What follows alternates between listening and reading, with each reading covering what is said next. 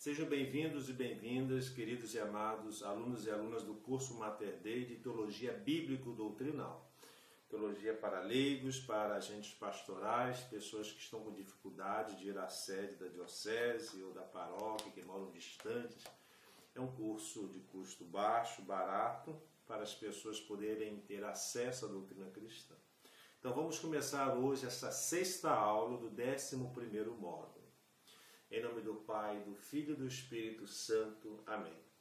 Senhor Deus, fazei que nós, vossos filhos, que buscamos conhecer mais os vossos ensinamentos, cresçamos na nossa fé e no vosso conhecimento, para que possamos adorar-vos e amar-vos como vós mereceis. Por nosso Senhor Jesus Cristo, vosso Filho, na unidade do Espírito Santo. Amém.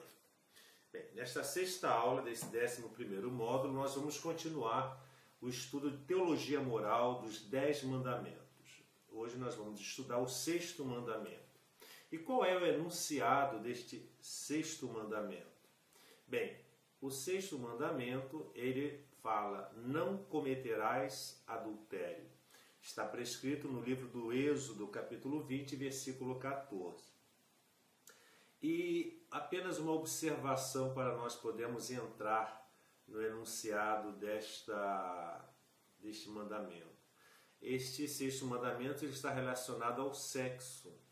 Daí que vem a palavra sexo, ou seja, sex, em latim significa 6. Então, o 6º mandamento, a origem da palavra sexo está relacionada ao 6º mandamento, que em latim significa sex. E o enunciado é: não cometerás adultério. E temos também Mateus capítulo 5, versículo 27 a 28. Ouvistes o que foi dito: não cometerás adultério. Eu, porém, digo-vos, todo aquele que olhar para uma mulher, desejando-a, já cometeu adultério com ela no seu coração. Vejam bem, esse mandamento, este 6º mandamento, ele está inserido no plano de Deus para a nossa salvação. Para o cristianismo, a diferença de sexos está incluída no plano de Deus, desde o próprio momento da criação do homem. E Deus criou o homem à sua imagem e semelhança, e criou-os varão e mulher, homem e mulher. Gênesis capítulo 1, versículos 26 a 28. Já desde o primeiro momento, Deus deu aos nossos primeiros pais o preceito de povoar a terra. Sede fecundos e multiplicai-vos, e enchei a terra. Gênesis 1, capítulo 26, versículos 26 a 28. Já vejam bem, entre os sexos que Deus criou, homem e mulher, não existe terceiro sexo, não existe terceira alternativa, não existem gêneros, nada disso. Isso é uma invenção deturpada, que vai contra o direito bíblico, o direito divino, contra a Bíblia, contra a revelação divina. Entre os sexos, que são somente dois, masculino e feminino, homem e mulher, ou macho e fêmea, há uma mútua correlação, o sentido de uma tarefa e de uma responsabilidade para a transmissão da vida. Então, há uma complementariedade entre o macho e a fêmea, entre o sexo masculino e feminino. Qual é a finalidade? É a de uma tarefa e de uma responsabilidade para o quê? Para a transmissão da vida. É a procriação. No pleno cumprimento de quê? Do amor, dentro do contexto de amor. A finalidade da sexualidade, por expressa vontade divina, porque é assim que Deus criou, assim que Ele quis, surge como a superação da simples esfera individual, pois tende o quê? A propagação da espécie humana, a comunicar o grande dom da vida. Daqui que, no sentido cristão, a sexualidade se entenda como o quê? Como doação ao cônjuge e à vida nova, a qual transcende os princípios biológicos e psicológicos, transcende desses princípios, tocando o mais íntimo núcleo da pessoa humana. Isso está na exortação apostólica Familiares Consórcio, do Papa João Paulo II. Para facilitar o cumprimento desta obrigação, Deus associa um prazer ao ato gerativo. Então, a esse ato gerativo do ato conjugal há o aspecto do prazer. Deus associa o prazer ao ato gerativo. De outra maneira, poderia ter ficado em perigo a propagação da espécie humana sobre a Terra. Então Deus, na sua infinita sabedoria, ele associou o prazer a esse ato, né, sob o risco de que, se não houvesse, ficaria em risco a propagação da espécie humana na Terra. Porém, o pecado original, com as feridas profundas que introduziu na natureza humana, altera a ordem natural. Esse apetite ou prazer desordena-se e a razão não domina completamente a retidão das paixões. Deus deixou dos mandamentos a fim de nos ajudar a orientar o instinto sexual. Então, esses mandamentos nos ajudam, dentro do contexto do pecado original, a orientar esse instinto sexual, né? O certo seria guardar a castidade nas palavras e nas obras. A expressão que engloba todos os pecados externos dessa matéria, né? O sexto mandamento, que fala sobre guardar a castidade nas palavras e nas obras, e o nono, guardar a castidade nos pensamentos e nos desejos, que abrange qualquer pecado interno de impureza. Em virtude do preceito divino e em razão do fim próprio das coisas, ou seja, em razão da finalidade das coisas, o uso natural da sexualidade está exclusivamente reservado ao matrimônio. Ou seja, não pode haver o uso indiscriminado, fugindo à finalidade da sexualidade fora do matrimônio. Não lestes o que no princípio o Criador os fez varão e mulher? E disse, por isso deixará o homem o pai e se unirá à sua mulher, e serão os dois uma só carne. De maneira que já não são dois, mas uma só carne. Mateus capítulo 19, versículos 4 a 6. Portanto, fazer uso desse poder gerativo fora dos canais por Deus delineados, determinados, marcados, que é o matrimônio, é um pecado contra algum destes mandamentos. Agora, vamos ao aspecto da criação do homem e da mulher, conforme o Catecismo da Igreja Católica, nos seus parágrafos 2331 a 2391. Diz o seguinte: Deus é amor e vive em si mesmo, um mistério de comunhão pessoal de amor. Ao criar a humanidade do homem e da mulher à sua imagem, Deus inscreveu nela a sua semelhança, ou seja, a vocação para o amor e para a comunhão, e, portanto, a capacidade e a responsabilidade correspondentes. Deus criou o homem à sua imagem. Homem e mulher os criou, diz o livro do Gênesis, capítulo 1, versículo 27. Crescei e multiplicai-vos, versículo 28. Quando Deus criou o homem, quando Deus criou o ser humano, fê-lo à semelhança de Deus, criou-os homem e mulher e abençoou-os, e chamou-lhes Adão no dia em que os criou. Gênesis capítulo 5, versículos 1 e 2. Portanto, a sexualidade, caríssimos alunos, afeta todos os aspectos da pessoa humana, na unidade do seu corpo e da sua própria alma. A identidade da pessoa está inerente à sua sexualidade. Diz respeito particularmente à afetividade, à capacidade de amar e de procriar, e de um modo mais geral, a aptidão de criar laços de comunhão com outras pessoas. Compete a cada um, homem e mulher, reconhecer e aceitar a sua identidade sexual. Você tem que se aceitar da maneira que você é, ou como homem ou como mulher. A diferença e a complementariedade físicas, morais e espirituais orientam-se para os bens do matrimônio e para o progresso da vida familiar.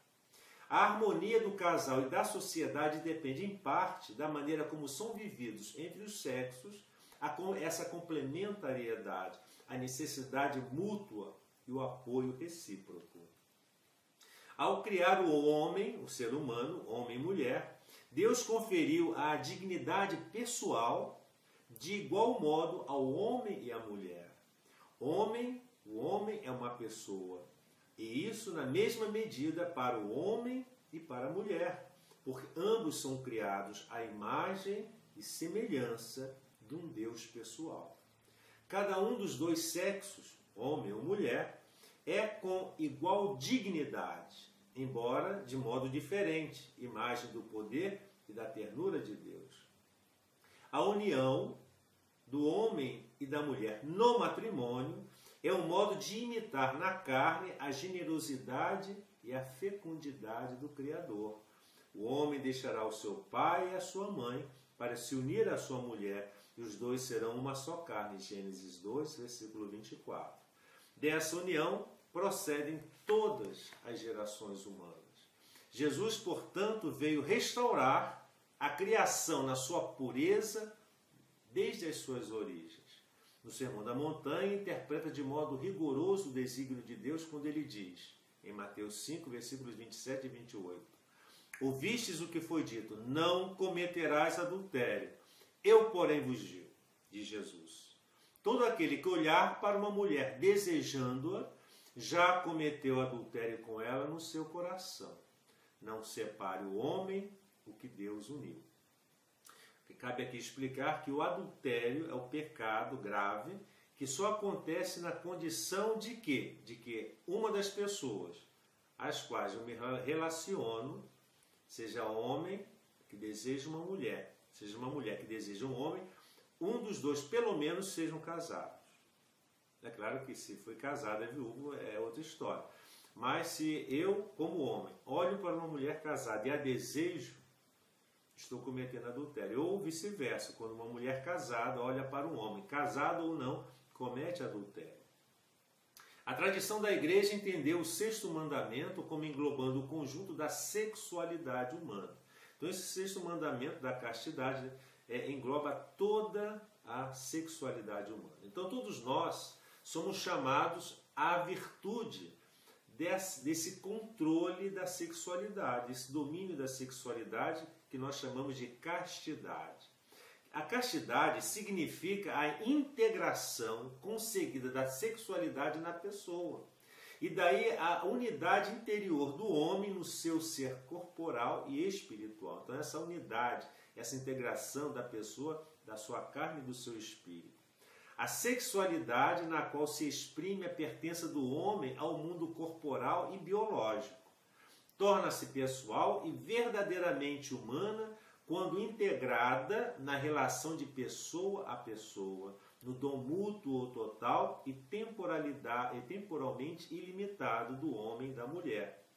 Portanto, a virtude da castidade engloba a integridade da pessoa e a integralidade da doação. Então, a minha sexualidade ela tem que estar voltada para a sua finalidade sobrenatural.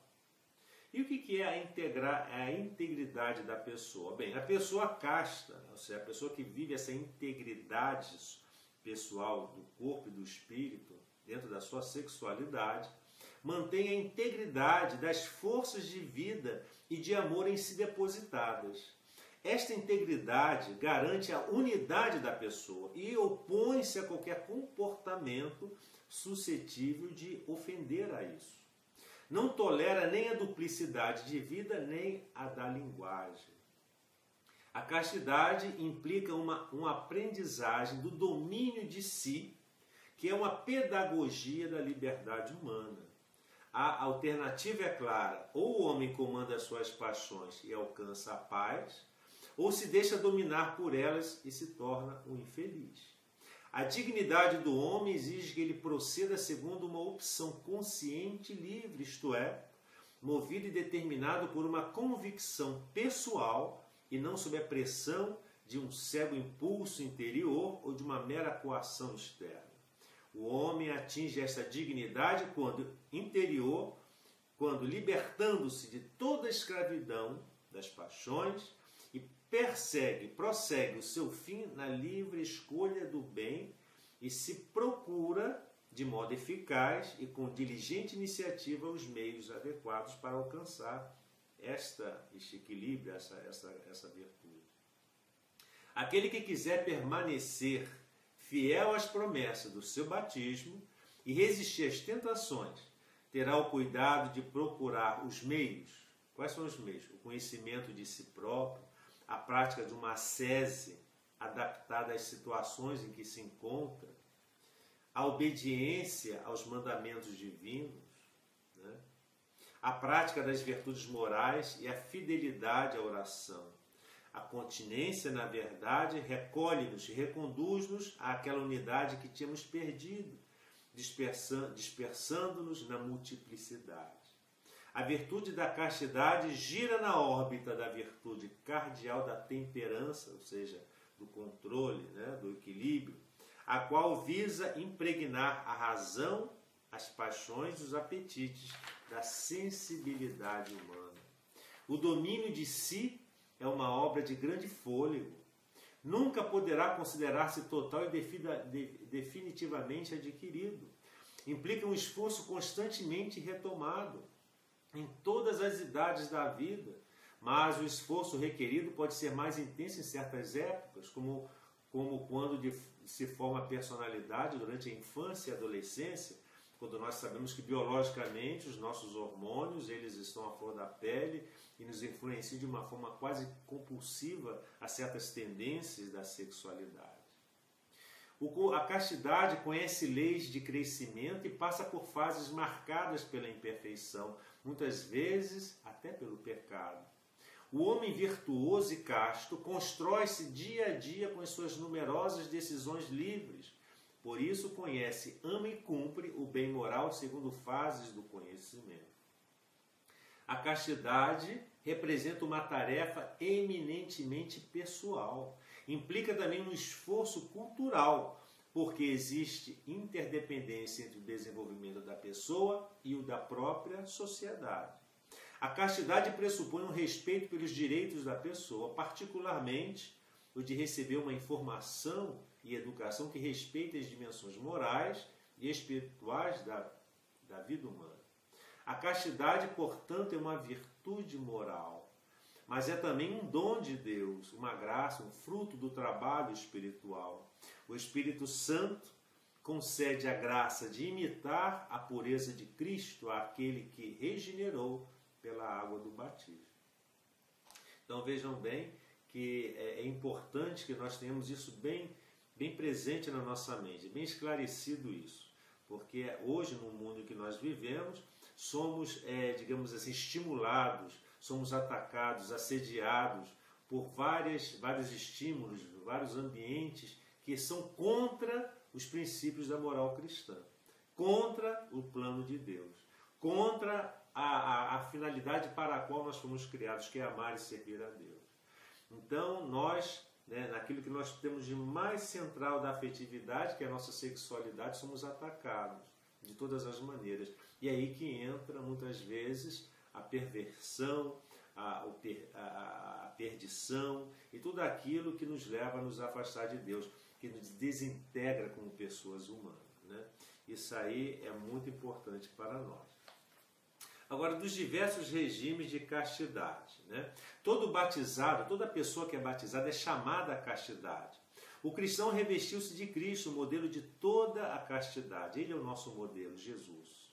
Todos os fiéis de Cristo são chamados a levar uma vida casta, segundo o seu estado de vida particular. Então a castidade, ela está inerente a um modo de vida. Se eu sou solteiro, sou um religioso, sou um sacerdote, fiz um voto de castidade, de celibato, eu tenho que viver a castidade, ou seja, essa virtude da continência e da integridade afetiva nesse estado de vida. Se eu sou casado, né, se eu vivo um matrimônio, eu tenho que viver a castidade dentro desse estado matrimonial, que é a exclusividade àquela pessoa com a qual eu compartilho a minha afetividade, a minha sexualidade, a minha complementariedade, voltada para a procriação e para a perpetuação da espécie de novos filhos de Deus.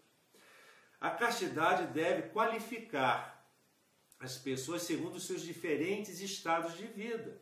Uns na virgindade, ou celibato consagrado, como eu expliquei, forma eminente de se entregarem mais facilmente a Deus com um coração indiviso, ou seja, um coração exclusivamente voltado afetivamente para Deus. Outros, de modo que a lei moral para todos determina e conforme são casados ou solteiros. as pessoas casadas são chamadas a viver a castidade conjugal e as outras praticam a castidade na continência. Existem 3 formas de virtude de castidade. Uma, das esposas, outra, das viúvas, a terceira, da virgindade. Não louvamos uma com exclusão das outras. É nisso que a disciplina da igreja é muito rica.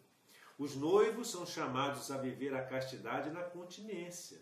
Eles farão neste tempo de noivado, de prova, de descoberta, de respeito mútuo, a aprendizagem da fidelidade e da esperança de se receberem um ao outro de Deus. Reservarão para o tempo do matrimônio as manifestações de ternura específicas do amor conjugal. Ajudar-se-ão mutuamente a crescer na castidade. Quando isso não acontece, acontece o que nós chamamos de ofensas à castidade ou pecados contra a pureza. O que é isso?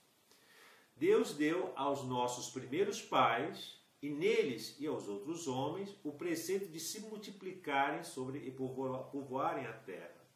Conforme vimos, para facilitar o cumprimento desta obrigação, associou um prazer ao ato gerativo, como nós falamos ainda há pouco. A pureza é precisamente a virtude que nos faz respeitar a ordem estabelecida por Deus no uso do prazer que acompanha a propagação da vida. Então, o ato conjugal, o ato do coito conjugal, ele tem associado a si um prazer. Então, a pureza é o respeito que nós temos que ter em relação a esta ordem estabelecida por Deus, em relação a esse prazer que acompanha o ato conjugal. Ou, se prefere uma definição formal, é a virtude, a pureza, é a virtude que regula retamente qualquer expressão voluntária de prazer sexual dentro do matrimônio e exclui totalmente fora do estado matrimonial. Ou seja, o prazer sexual que é associado única e exclusivamente ao ato conjugal, ele não é permitido, não é tolerado fora do contexto do ato matrimonial conjugal, fora do matrimônio, né? Então, tudo aquilo que está fora do estado matrimonial não é lícito ter esse prazer. Pelo que fica dito, buscar o prazer por si mesmo, esquecendo o papel providencial que Deus confiou ao homem, ou procurar o fora das condições estabelecidas por ele, é ir contra o plano divino. É ofender a Deus, portanto é um pecado grave. O pecado da impureza destrói o homem, destrói no homem os tesouros que Deus lhe depositou. Não só porque o ofendemos e perdemos a sua amizade, mas também prejudica especialmente virtudes excelentes. Daí nós chegamos à luxúria. O que é a luxúria? Pecam contra a pureza aqueles que consigo mesmo, individualmente, sozinhos, solitariamente, ou com outras pessoas, cometem ações impuras, ou seja, buscam o prazer fora do matrimônio. Consentem pensamentos desonestos ou desejos impuros, mantêm conversas obscenas voluntariamente ou expõem outros a perigo de cometer esses pecados. Os pecados contra a pureza são os pecados de luxúria. Podem ser de 2 tipos. Quais são? A luxúria consumada e a luxúria não consumada. O que é a luxúria consumada? A luxúria consumada se chega à efusão seminal, ou seja, quando a pessoa, no ato do prazer, ele derrama o ato seminal, né, o esperma. E isso pode ser segundo a natureza, conforme a natureza, se ele pode provir, se dela provir novo ser, ou seja, quando a pessoa, num ato desse, ela gera outro ser, ou seja, num ato com uma mulher. Ou contra a natureza, por si mesma inapta para a geração, ou seja, pessoas que cometem o que nós chamamos de sodomia, ou seja, de pessoas do mesmo sexo. E a luxúria não consumada, não se chega à efusão seminal, ou seja, não há derramamento de espermas, né?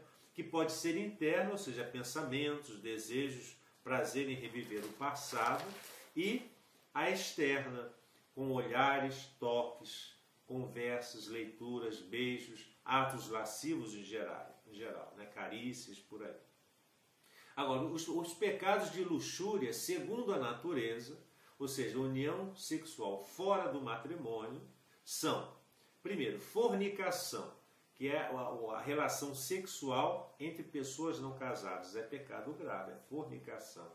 O adultério, a pessoa sendo casado pelo menos um deles, ou seja, um homem ou uma mulher casado ou não, desejando uma mulher ou um homem casado ou não. Violação mediante violência, no caso aí que nós chamamos de estupro, né? O incesto com pessoas de família ou consanguíneos, a irmã com o tio, com o pai ou com a irmã, né?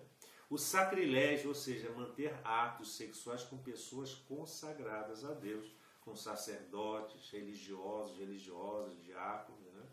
Os pecados de luxúria contra a natureza, ou seja, aquilo que vai contra a determinação da ordem estabelecida por Deus. Nós temos a masturbação, que é o ato solitário de efusão seminal. Nós temos o onanismo, ou seja, a união sexual voluntariamente interrompida para vir acabar em poluição, ou seja, a pessoa no ato sexual, ela interrompe o coito e tem a efusão seminal fora digamos, da vagina da mulher, né?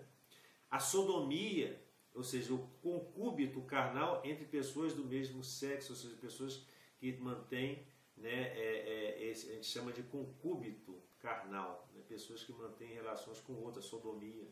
E a bestialidade, que é a luxúria praticada com animais, né, com as bestas. A gravidade do pecado contra a pureza, ou seja, a luxúria. O princípio fundamental é que o prazer sexual procurado diretamente fora do legítimo matrimônio é sempre pecado mortal e não admite, em espécie alguma, matéria leve. Não admite matéria leve, inclusive a luxúria não consumada interna, como, por exemplo, um mau pensamento, conforme Mateus, capítulo 5, versículo 28. Quer dizer que, por insignificante que seja o ato desordenado, é sempre matéria grave. Só pode dar-se pecado venial por falta de suficiente advertência, ou seja, conhecimento, ou de pleno consentimento. A pessoa que está dopada ou foi coagida, né? Os textos da Sagrada Escritura que o demonstram são muito numerosos. Por exemplo, em Êxodo capítulo 20, versículo 14, diz: não cometerás adultério. Mateus 5,8, bem-aventurados os puros de coração, porque verão a Deus. 1 Coríntios 6, 9, não vos iludais, nem os fornicadores, nem os idólatras, nem os adúlteros, nem os sodomitas possuirão o reino de Deus. Mateus 5, 28, todo aquele que olha para uma mulher desejando-a, já adulterou com ela no coração. E mais, nós temos primeira carta aos Tessalonicenses 4:3, Romanos 12, capítulos de 1 a 2, 1 Coríntios capítulo 5, versículo 1 e 6 e 20, e Apocalipse capítulo 21, versículo 8. É muito clara a razão pela qual não existe matéria leve nos pecados de impureza. Por quê? Porque o poder de procriar é o mais sagrado dos dons físicos dado ao homem. Aquele que está mais diretamente ligado a Deus, ou seja, gerar a vida. Este caráter sagrado faz com que a sua transgressão tenha maior malícia. Deus empenha-se em que seu plano para a criação de novas vidas humanas não se degrade. Em que o pecado contra a castidade pode ser pecado venial, é quando falta plena advertência ou pleno conhecimento. A luxúria é um desejo desordenado ou um gozo desregrado do prazer venéreo. O prazer sexual é moralmente desordenado quando procurado por si mesmo, isolado das finalidades da procriação e da união. Por masturbação entende-se a excitação voluntária dos órgãos genitais para daí retirar um prazer venéreo. Na linha de uma tradição constante, tanto o magistério da Igreja como o sentido moral dos fiéis têm afirmado sem hesitação que a masturbação é um ato intrínseca e gravemente desordenado. Seja qual for o motivo, o uso deliberado da faculdade sexual fora das normais relações conjugais contradiz a finalidade da mesma. O prazer sexual é ali procurado fora da relação sexual requerida pela ordem moral, que é aquela que realiza, no contexto de um amor verdadeiro, o sentido integral da doação mútua e da procriação humana. É frequente, pôr em dúvida, o negar explicitamente a doutrina desde sempre do magistério da Igreja, que considera a masturbação como grave desordem moral. Né? Isso daí é muito importante para que nós tenhamos essa informação. A outra coisa é a questão da fornicação, que é a união carnal fora do matrimônio entre um homem e uma mulher. A pornografia consiste em retirar os atos sexuais, reais ou simulados, da intimidade dos parceiros para os exibir a terceiras pessoas de modo deliberado. Ofende a castidade porque desnatura o ato conjugal, doação íntima dos esposos, um e outro. A prostituição é um atentado contra a dignidade da pessoa que se prostitui, reduzido ao prazer venéreo que dela se tira. Quem paga, peca gravemente contra si mesmo. Quebra a castidade a que se obriga o seu batismo e mancha o seu corpo, que é templo do Espírito Santo. A violação designa a entrada na intimidade sexual de uma pessoa à força, com violência.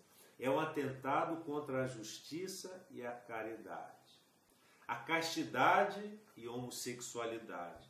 A homossexualidade designa as relações entre homens ou mulheres que experimentam uma atração sexual exclusiva ou predominante para pessoas do mesmo sexo. Tem se revestido de forma muito variadas através dos séculos e das culturas. A sua gênese psíquica continua em grande parte por explicar.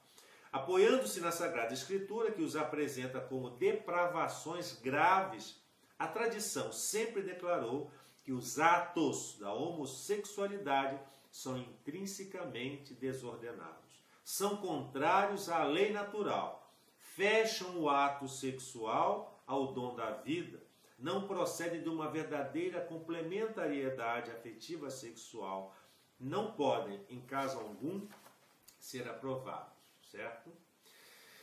Agora, as pessoas homossexuais são chamadas à castidade, a viver uma vida de equilíbrio e de continência, pelas virtudes do autodomínio, educadores da liberdade interior e, às vezes, pelo apoio de uma amizade desinteressada, pela oração e pela graça sacramental. Podem e devem aproximar-se gradual e resolutamente da perfeição cristã. Né? E nós temos também sobre a questão do matrimônio, né, neste 6º mandamento, sobre a fidelidade conjugal, o amor dos esposos, a fecundidade do matrimônio, o dom do filho, né, e os pecados contra a dignidade do matrimônio. Nós temos aqui, né, nessa aula, nessa 6ª aula, alguns aspectos importantes que eu vou falar dentro da dignidade do casamento, da realidade do matrimônio, do sacramento do matrimônio. Quais são as ofensas contra a dignidade do matrimônio? É compreensível o drama daquele que, desejoso de se converter ao Evangelho, se vê obrigado a repudiar uma ou mais mulheres com quem partilhou anos de vida conjugal. Né? A pessoa que tem relações com uma ou duas mulheres, vidas conjugais simultâneas. Né?